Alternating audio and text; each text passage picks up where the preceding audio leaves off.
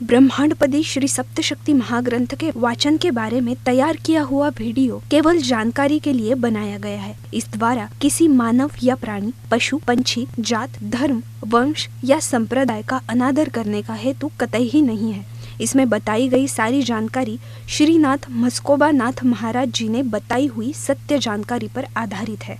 ये वीडियो नाथ भक्तों के लिए है, इसलिए इस वीडियो में दी गई जानकारी से दर्शक सहमत हो ऐसा हमारा आग्रह नहीं है। इसलिए इस बारे में किसी भी शंका का समाधान करने का सवाल ही नहीं पैदा होता है। धन्यवाद। अपने पसंदीदा YouTube चैनल हिंदू धर्म ब्रह्मांडपदी श्री को सब्सक्राइब करें, वीडियो को लाइक और शेयर करें और हमारे नए नए वीडियो की सूचनाएं प्राप्त करने के लिए बेल आइकन का बटन दबाना न भूलें। प्रेम मस्कोबा नाथा, जय जय श्री राजा भाऊ नाथा।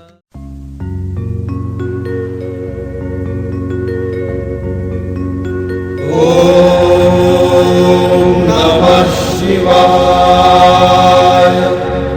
ब्रह्मांडपदी श्री शिव शंभो राजा रामेश्वर श्रीनाथ मस्कोबानाथ प्रसन्न। ब्रह्मांडपदी श्री शिव शंभो राजा रामेश्वर महाराज उर्फ राजा भाऊनाथ प्रसन्न। ओम नमः शिवाय। जय देव जय देव जय काल भैरव, जय देव जय काल भैरव। भद्र केदारनाथाला उत्पन्न झाले, काळ भैरवनाथ नामे प्रसिद्ध झाले। जय देव जय काल भैरव, जय देव जय काल भैरव।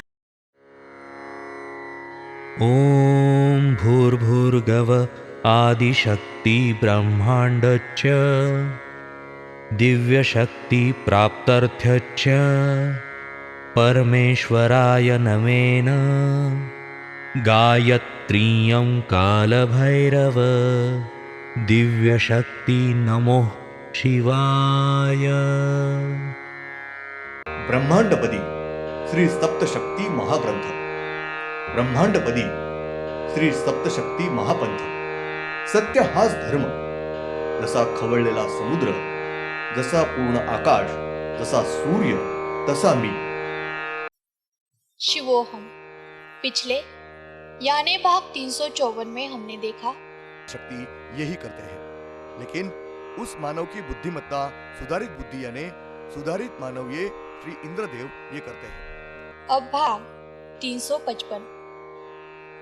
ब्रह्मांड में के हर एक पृथ्वी के ऊपर कौन से भी एक आदिदैवत के किस भी कारण से यानी समाधि ली या उस दैवत की प्राकृतिक आयु पूर्ण होके उस दैवत का मृत्यु होने के बाद उस दैवतों का जीव और आत्मा ये पहले श्री पाताल और उसके बाद श्री वैकुंठ यहाँ जाता है।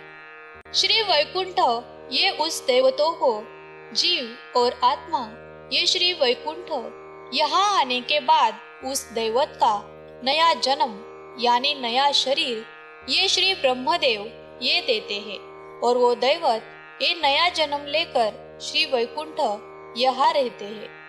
यानी उन दैवतों का चेहरा, शरीर ये सब नया होता है, किंतु उन नए शरीरों में जीव और आत्मा ये उन्हीं देवताओं का होता है।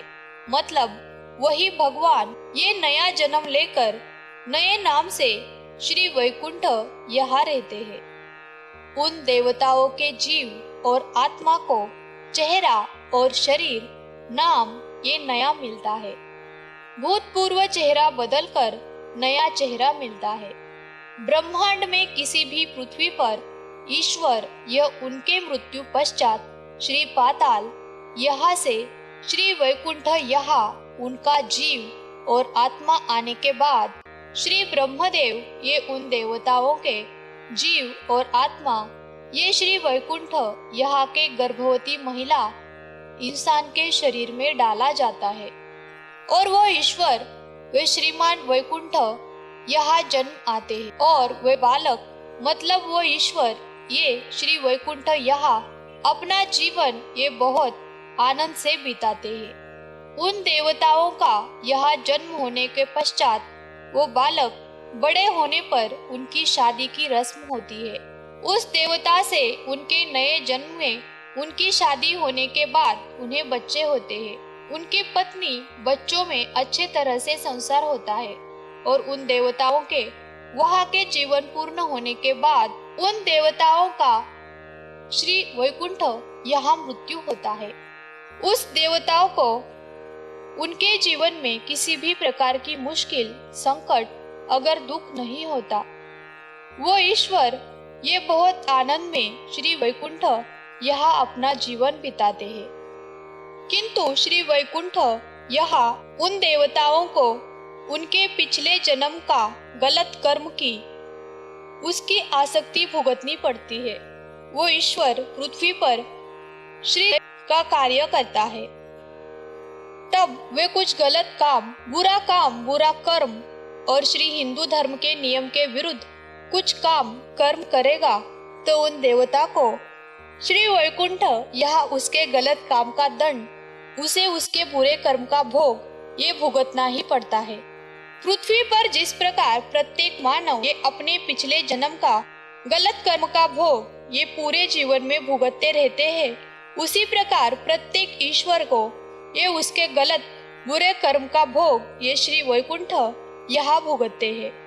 ब्रह्मांड में प्रत्येक मानव ये उसके गलत कर्म पृथ्वी पर भुगतता है और प्रत्येक ईश्वर ये उसके गलत कर्म ये श्री वैकुंठ यहाँ भुगतता है। श्री ब्रह्मदेव और ये देवताओं से उसके गलत कर्मों का भोग ये उसके जीवन में भुगत लेते हैं। श्री ब्रह्मदेव ये उस देवताओं को कोई भी दंड नहीं देते, तो उन ईश्वर का पूरे जीवन में हर रोज थोड़ा थोड़ा उसने किए गलत कर्म का भोग ये उसे श्री वैकुंठ यहाँ के जीवन में भुगत लेते हैं। जिस प्रकार प्रत्येक मानव को पृथ्वी पर पीड़ा का भुगतान लगता है, वैसी ही पीड़ा ये उस देवत को श्री वैकुंठ यहाँ भुगतनी पड़ती है। श्री वैकुंठ ये ब्रह्मांड में किसी भी पृथ्वी पर साधु, संत, तपस्वी, मुनि, देवऋषि, उसी प्रकार मानव में से जो ईश्वर जीवित होती है, अपने अच्छे कर्म से जो ईश्वर वो ईश्वर होते हैं, वही श्री वैकुंठ यहाँ श्री ईश्वर का जन्म लेकर आनंद से, सुख से अपना पूरा जीवन बीतता है। राजकीय और थोर पुढ़ारी मंडली होती है, उन्हें मात्र वो जन्म नहीं मिलता है।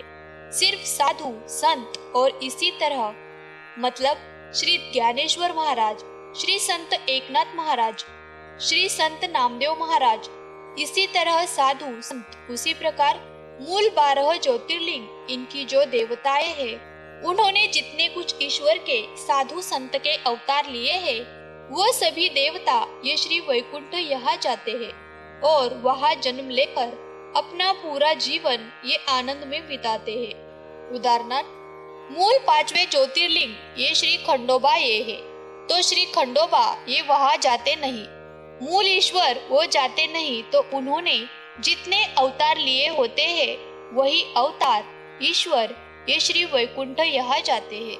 मूल 5वें ज्योतिर्लिंग श्री खंडोबा ये स्वयं वहाँ जाते नहीं, तो उनका अवतार श्री ज्योतिबा ये श्री वैकुंठ यहाँ जाते हैं। श्री शिवशंकर इन्होंने मूल 12 ज्योतिर्लिंग के अवतार लिए हैं और इस 12 मूल देवताओं ने बाद में जितने कुछ अवतार लिए हैं, वो सभी अवतार ये उनका काम के बाद श्री वैकुंठ यहाँ जन्म लेकर उसके जीवन के भोग ये श्री वैकुंठ यहाँ जाकर भुगतते हैं। श्री वैकुंठ यहाँ जो श्री ईश्वर ये अपने जीवन में कर्म के भोग भुगतने के बाद उस देवता के प्राकृतिक जीवन पूर्ण होने के बाद उस देवता का श्री वैकुंठ यहाँ मृत्यु होने के बाद वो श्री ईश्वर ये पुनः पृथ्वी पर नए नाम से श्री ईश्वर इसीलिए जन्म आते हैं। श्री इंद्रदेव ये उस श्री देवता के पृथ्वी पर नए नाम से जन्म देते हैं। श्री ब्रह्मदेव ये प्रत्येक पृथ्वी के ऊपर देवता उसके मृत्यु के बाद श्री वैकुंठ यह जन्म डालते हैं और उन देवता के पूरे जीवन में उनके गलत कर्म का भोग ये चुका लेते हैं। उन देवता के सभी भोग कर पूरे होने के बाद उन देवता के मृत्यु के बाद श्रीमान इंद्रदेव ये पुनः उन देवताओं के पृथ्वी पर श्री ईश्वर इसलिए जन्म डालते हैं। ब्रह्मांड में प्रत्येक पृथ्वी पर जो ईश्वर दुनिया के कल्याण के लिए काम करते हैं, उन सभी देवताओं के कुछ बुरी अघोरी शक्ति और पीड़ा देते हैं। उन सभी बुरी शक्ति की व्यवस्था ये श्री इंद्रदेव ये करते हैं। उन देवता का उन बुरी शक्ति की पीड़ा से बचाते हैं। उन देवताओं का रक्षण और पालन करते हैं, पीड़ा से बचाते हैं। अघोरी बुरी शक्ति की पीड़ा से वो देवता को बचाते हैं, उसका छुटकारा कर कर उसके मार्ग खुले कर कर उसे मुक्त करते हैं। धन्यवाद।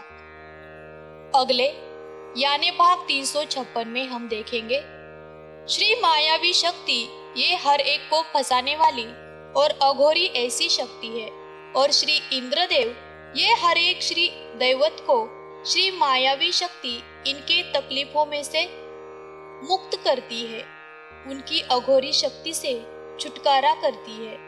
वैसा श्री इंद्रदेव ये प्रयास करते हैं। उसके साथ महत्व का ये यानी पृथ्वी के ऊपर के उच्च श्री दैवत इनको स्वार्थ, लोभ, आशा, भावना, वासना वगैरह होने नहीं देते हैं। ओम श्रीनाथ मस्कोबानाथ श्री राजा भावनाथ प्रत्यक्ष ये